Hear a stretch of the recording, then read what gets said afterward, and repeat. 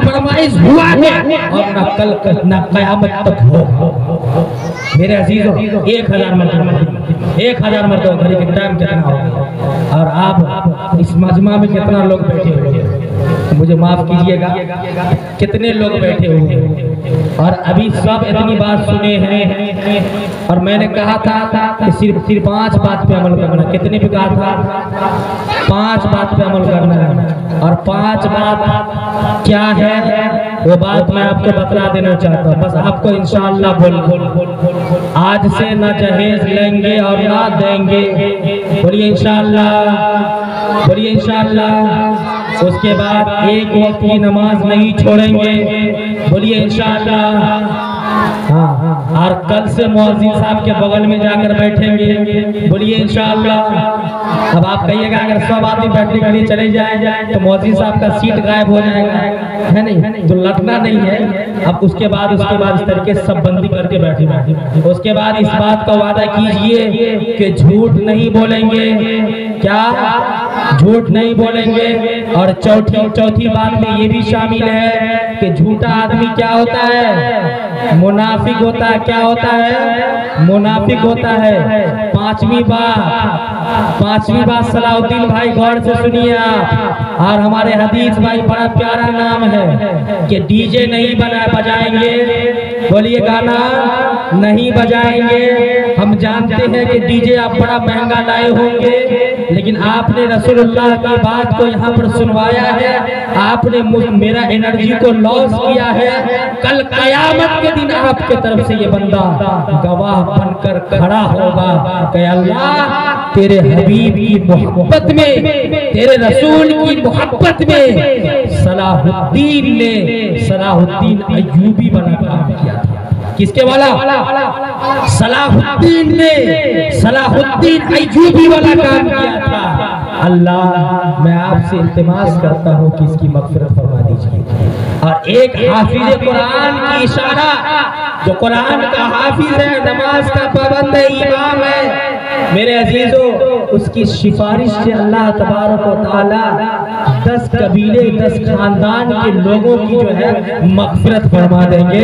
तो इंशाअल्लाह अज़ीज़ मैं वादा करता हूँ आपसे, अब तक वादा मैं करवाया हूँ और आपके सामने मैं वादा करता हूँ कि अल्लाह कल क़यामत के दिन ये जितने लोग बैठे हुए हैं कमोबेश 10 खानदान से ताल्लुक रखते होंगे। बिलखुसूस हदीस भाई के खानदान, सलाउद्दीन भाई के खानदान और ये जितने मजमा के लोग हैं, इन तमाम खानदानों की मग़फ़िरत के बारे में इंशाअल्लाह अपने रब के सामने मैं जरूर सिफारिश करूँगा इंशाअल्लाह।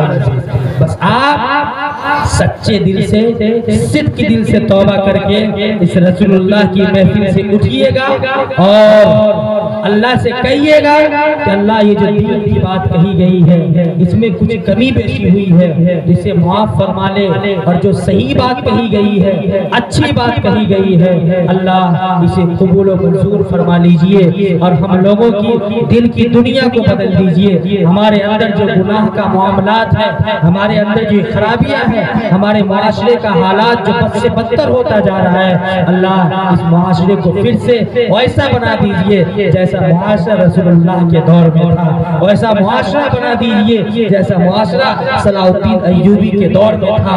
अल्लाह ऐसा जुर्रत मेरे अंदर पैदा कर दीजिए, ऐसा इंसान पैदा कर दीजिए जो मस्जिद अक़सा की बाजियाबी के लिए सलाहुद्दीन अय्यूबी बन जाए, अपनी आवाज को बुलंद करे और सिर्फ आवाज को बुलंद करके नहीं रहे बल्कि उसको उसमें कौल से भी उसमें पेश रहे और फेल से भी पेश रहे। चाहे बहरी ताकत हो, चाहे बर्री ताकत हो, चाहे हवाई ताकत हो, हर ताकतों से इंशाअल्लाह हम लोगों को साथ देने की अल्लाह ताकत अता फरमाइए इंशाअल्लाह।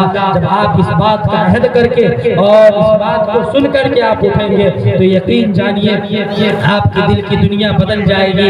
मेरे अजीजों, मैं आप हज़रात के सामने एक खत जो है फलस्तीन के एक आलिम दीन का खत है, वो खत में सुना देना चाहता हूँ। और मुख्तसर दुआ बहुत महंगा नहीं, बहुत बड़ी दुआ नहीं करवाना है मुझे। वो खत जो है बहुत सारे लोग जो है जुमा के दिन हो सकता है हाजिर नहीं होंगे, हमसे कैसे उम्मीद रख रहे हैं।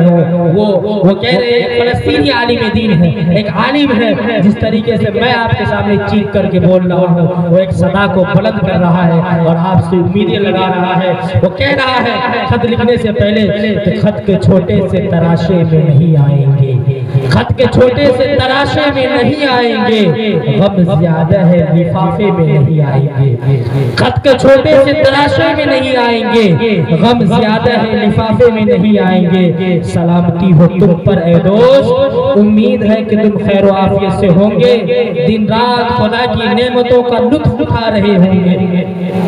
सर्दी आने वाली है, आपसे कह रहे आलिम दीन कि सर्दी आने वाली है तो लिहाफ और गर्म कपड़ा अलमारियों से उतार लेना, मखमली चादर बिछा लेना, क्योंकि तुम्हारे पांव ठंडी जमीन के आदी नहीं है। आगे लिखते हैं तुम्हारी तसल्ली के लिए लिख रहा हूँ कि हम सब बखैर आफियत से हैं। बस कल रात बराबर वाली इमारत पर मिसाइल आ गिरा, जिसकी वजह से इमारत मिस्मार हो गई। मलबे तले लाशों को निकालने की कोशिशें जारी है। बारूद के कुछ जर्रात आंख में लगने की वजह से मेरी माँ की आंखों की बीनाई जा चुकी है। आगे लिखते हैं कि भारी सुतून कंधे पर गिरने की वजह से मेरा एक बाजू तन से जुदा हो गया है। इससे आगे और लिखते हैं दूसरे हाथ यानी बाएं हाथ से तुम्हारे नाम ये खत लिख रहा हूँ। बाबा जी पड़ोसियों के खबर लेने गए हैं, उम्मीद है कि थोड़ी देर में उनका लाशा सही सलामत पहुंचा दिया जाएगा। और हाँ, परसों ही एक चांद सा बच्चे ने मेरी बहन के घर जन्म लिया, कल से ही मेरे पहलू पे सो रहा है। सर का अगला हिस्सा खुला हुआ है, जहां अब कुछ खून जमा हुआ है, लेकिन आंखें नहीं खोल रहा है। सोचा था कि जब बोलने लगेगा तो पहले मेरा नाम पुकारेगा, लेकिन अभी तो सही से बोलना भी नहीं आया था, बोलना भी नहीं सीखा था कि सो गया। खैर उठ जाएगा, अभी नहीं, जब इसराफील सूर फूकेंगे। सोच रहा था कि माँ जी को अस्पताल ले जाऊं, माँ का दर्द बयान कर रहे हैं। सोच रहा था कि अम्मा जी को अस्पताल ले जाऊं, अस्पताल ले जाऊं। खबर आई कि अस्पताल मिसाइल के गिरने की वजह से तबाह हो गया है और 800 रूहें जिस्म की कैद से आजाद हो गई है।